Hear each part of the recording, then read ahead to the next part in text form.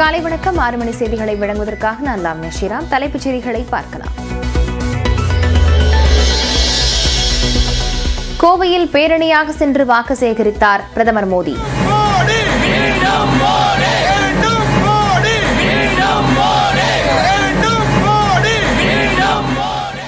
தமிழ்நாட்டில் தேர்தல் முடிவுகள் அனைவரையும் ஆச்சரியத்தில் ஆழ்த்தும் என எக்ஸ் தளத்தில் பதிவு.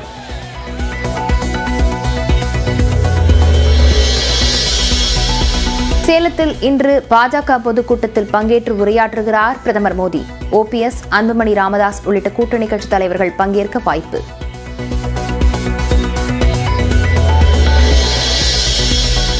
மக்களவைத் தேர்தலை முன்னிட்டு பாஜக, பாமக இடையே இன்று கூட்டணி ஒப்பந்தம் கையெழுத்தாக வாய்ப்பு.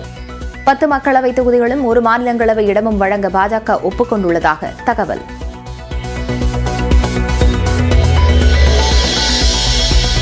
நாடாளுமன்ற தேர்தலில் கனிமொழி, தமிழச்சி தங்கபாண்டியன், தயாநிதி மாறன், TR பாலு, R ராசா உள்ளிட்டோர் மீண்டும் அதே தொகுதிகளில் போட்டியிட வாய்ப்பு என தகவல். தேனியில் தங்கதமிழ்ச்செல்வன் அல்லது இம்ரான், பெரம்பலூரில் அருண் நேரு, ஆரணியில் தரணிவேந்தன், கோவையில் மகேந்திரன் அல்லது கோகுல் களமிறங்கலாம் என தகவல்.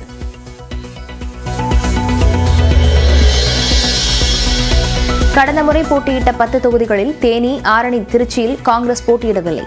கடலூர், மயிலாடுதுறை, திருநெல்வேலியுடன் ஏற்கனவே போட்டியிட்ட 7 தொகுதிகளில் களம் காண்கிறது.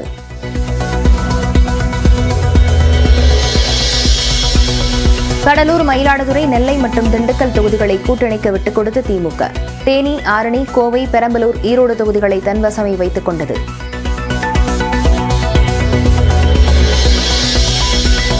காங்கிரஸ் சார்பில் மக்களவைத் தேர்தலில் போட்டியிடுபவர்களுக்கு இன்று முதல் விருப்ப மனு நாளை மாலை 5 மணி வரை பெறப்படும் என அறிவிப்பு.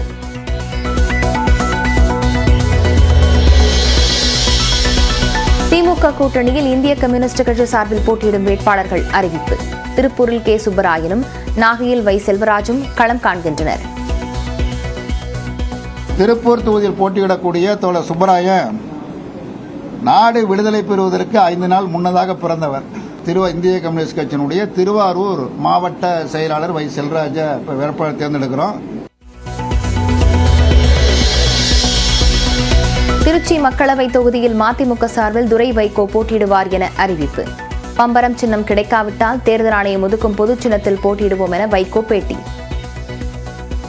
திருச்சிராப்பள்ளி நாடாளுமன்ற தொகுதியில் மறுமலர்ச்சி திமுக சார்பில் கழக முதன்மை செயலாளர் துரை வைகோ அவர்களை கழக வேட்பாளராக போட்டியிட செய்வதென்று ஆட்சி மன்ற குழு கூட்டத்திலே தீர்மானிக்கப்பட்டது. பம்பர சின்னத்தை யாரும் கிளைம் பண்ண முடியாது. அது ரிசர்வ்னு சொல்லி ஒதுக்கி வச்சுட்டாங்க. அதனால மற்ற பொது சின்னங்கள் மாதிரி அதை சின்னத்தை கொண்டு போக முடியாது. கொடுத்தா எங்களுக்கு திரும்ப கொடுக்கலாம், இல்ல ரிசர்வ் சிம்பிளாவே வச்சிருக்கலாம். மாவட்ட தேர்தல் அதிகாரிகளுடன் தலைமை தேர்தல் அதிகாரி சத்யபிரதா சாஹூ ஆலோசனை. வேட்புமனு தாக்கல் மற்றும் தேர்தல் ஏற்பாடுகள் குறித்து கேட்டறிந்தார்.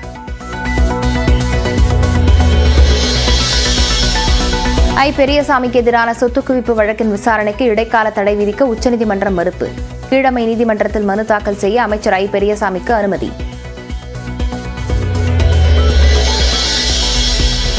EPS தொடர்ந்த வழக்கில் அதிமுகவின் பெயர், சின்னம், கொடியை பயன்படுத்த OPSக்கு நிரந்தர தடை. சென்னை உயர்நீதிமன்ற உத்தரவால் மக்களவைத் தேர்தலில் EPS தரப்பு இரட்டை இலையை பயன்படுத்த சிக்கல் இல்லை என தகவல்.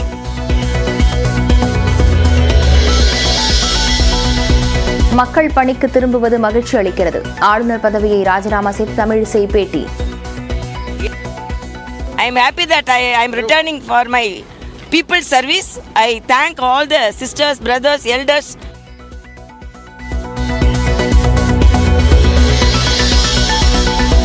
அதிமுக பொதுச் செயலாளர் எடப்பாடி பழனிசாமியிடம் தேர்தல் அறிக்கையை சமர்ப்பித்த குழு.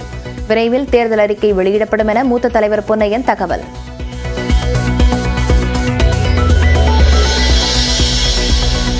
பொன்முடியை அமைச்சராக நியமிக்க ஆளுநருக்கு உத்தரவிடக் கோரி தமிழ்நாடு அரசு வழக்கு. பதிவாளரிடம் மனு அளித்தால் அவசர வழக்காக விசாரிக்க பரிசீலனை என நீதிபதிகள் அறிவிப்பு.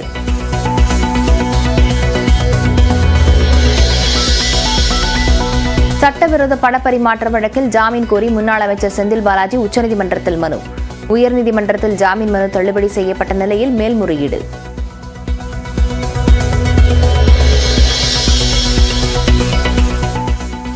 போதைப் பொருள் கடத்தல் வழக்கில் ஜாஃபர் சாதிக்கிடம் சுமார் 13 மணி நேரம் விசாரணை. யார் யாருக்கு தொடர்பு என விசாரித்த பிறகு மீண்டும் டெல்லிக்கு அழைத்துச் சென்ற அதிகாரிகள்.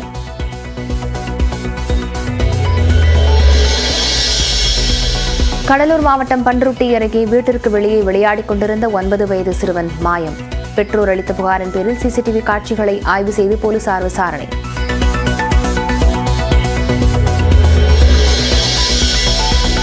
பீகாரில் ஐக்கிய ஜனதா தளத்துடன் தொகுதி பங்கீட்டை இறுதி செய்தது பாஜக. நிதிஷ்குமாருக்கு 16 தொகுதிகளை மட்டும் கொடுத்துவிட்டு 17 தொகுதிகளில் பாஜக போட்டி.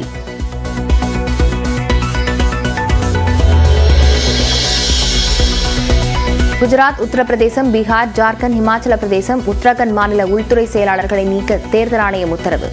மேற்கு வங்க மாநிலத்தின் புதிய டிஜிபியாக விவேக் சாகாய் நியமனம்.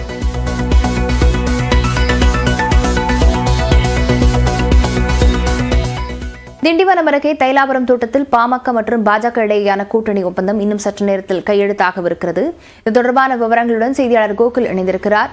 கோகுல், உத்தேச தொகுதிகள் என பாமக தரப்பில் எந்தெந்த தொகுதிகள் முன்வைக்கப்பட்டிருக்கிறது, என்ன விவரம்? பாமக மற்றும் பாஜக இடையே கூட்டணி ஒப்பந்தம் சற்று நேரத்தில் தைலாபுரம் தோட்டத்தில் கையெழுத்தாக இருக்கிறது. ஏற்கனவே நேற்றைய தினம் நிர்வாகிகள் கூட்டத்தில் மருத்துவர் ராமதாஸ் கூட்டணியை உறுதி செய்திருக்கக்கூடிய நிலையில் இன்று காலை 6 மணிக்கு பாஜகவுடைய மாநில தலைவர் அண்ணாமலை தைலாபுரம் தோட்டத்துக்கு வருகிறார். அங்கு இந்த கூட்டணி ஒப்பந்தமானது கையெழுத்தாக இருக்கிறது. ஏறக்குறைய 10 மக்களவை தொகுதிகளும் ஒரு மாநிலங்களவை என இந்த ஒப்பந்தமானது கையெழுத்தாக இருக்கிறது.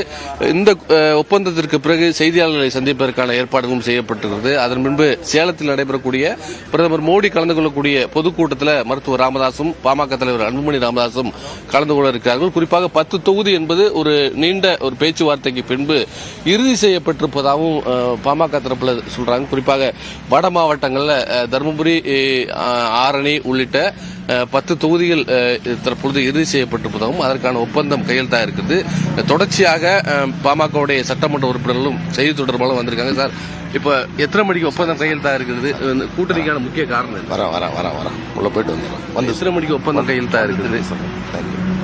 பாமக செய்தி தொடர்பாளர் வழக்கறிஞர் திரு கே பாலு உள்ள செல்லக்கூடிய காட்சிகளை பார்க்கிறோம். தொடர்ச்சியாக சட்டமன்ற உறுப்பினர்களும் பாரதிய ஜனதா கட்சியுடைய முக்கிய நிர்வாகிகளும் வர தொடங்கியிருக்காங்க.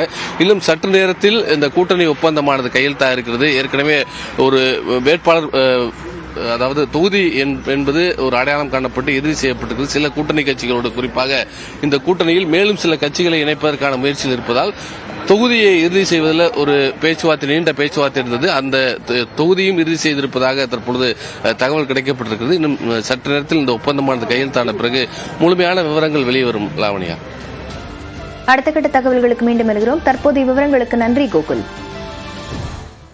மக்களவை தேர்தல் தேதி அறிவிப்புக்கு பின் பிரதமர் நரேந்திர மோடி முதல் முறையாக தமிழகத்தில் நேற்று பரப்புரை மேற்கொண்டார். இதையடுத்து சேலத்தில் இன்று நடைபெறும் பாஜக பொதுக்கூட்டத்தில் கூட்டணி கட்சித் தலைவர்கள் பிரதமர் மோடியுடன் பங்கேற்க உள்ளனர்.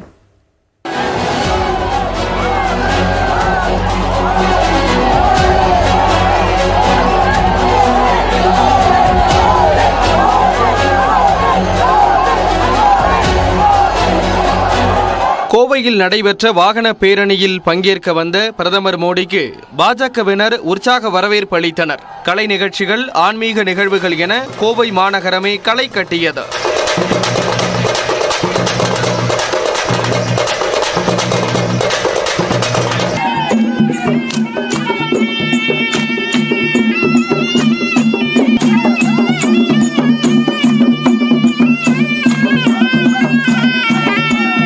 தொடர்ந்து சாய்பாபா காலனி பகுதிக்கு வந்த பிரதமர் மோடி சாலையின் இருபுறமும் திரண்டிருந்த பொதுமக்களை கண்டு உற்சாகத்துடன் கையசைத்தார்.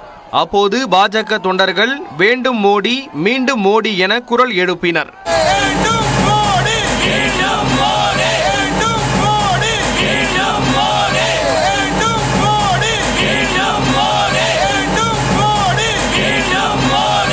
பின்னர் பிரதமர் மோடிக்கு பூரண கும்ப மரியாதை அளிக்கப்பட்டது. 100 நாதஸ்வர கலைஞர்கள் மங்கள வாத்தியம் இசைத்து வரவேற்பு அளித்தனர்.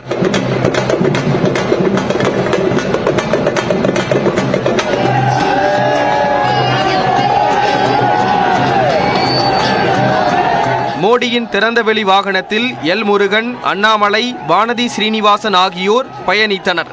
சாய்பாபா காலனியை தொடர்ந்து சிந்தாமணி சாலை பகுதிக்கு வந்த பிரதமர் மோடிக்கு பாஜகவினர் பூக்கள் தூவி வரவேற்பு அளித்தனர்.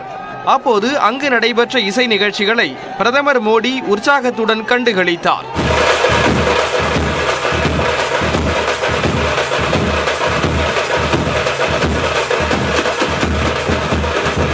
வாகன பேரணியின் இறுதியாக ஆர்எஸ்புரம் தபால் நிலையம் அருகே வந்த பிரதமர் மோடி 1998ஆம் ஆண்டு குண்டுவெடிப்பில் உயிரிழந்தவர்களுக்கு அஞ்சலி செலுத்தினார்.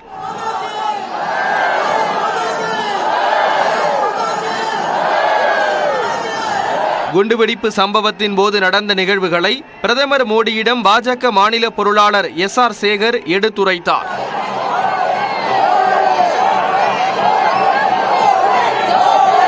பின்னர் பிரதமர் மோடி இரவு தங்குவதற்காக சர்க்கியூட் ஹவுஸ் புறப்பட்டு சென்றார். செவ்வாய்க்கிழமை காலை கேரள மாநிலம் பாலக்காடு புறப்பட்டு செல்லும் பிரதமர் மோடி அங்கு நடைபெறும் பொதுக்கூட்டத்தில் பங்கேற்கிறார். மதியம் மீண்டும் தமிழ்நாடு வரும் பிரதமர் சேலத்தில் நடைபெறும் பாஜக பொதுக்கூட்டத்தில் கலந்து கொண்டு உரையாற்ற உள்ளார். இந்த கூட்டத்தில் தேசிய ஜனநாயக கூட்டணியில் இடம்பெற்றிருக்கக்கூடிய கட்சி தலைவர்கள் அனைவரும் பங்கேற்க உள்ளனர். முன்னாள் முதலமைச்சர் ஓ பன்னீர்செல்வம், பாமக தலைவர் அன்புமணி, அமமுக பொதுச் செயலாளர் தினகரன், தமிழ் மாநில காங்கிரஸ் தலைவர் GK வாசன் உள்ளிட்டோர் பங்கேற்க உள்ளதாக தகவல் வெளியாகியுள்ளது.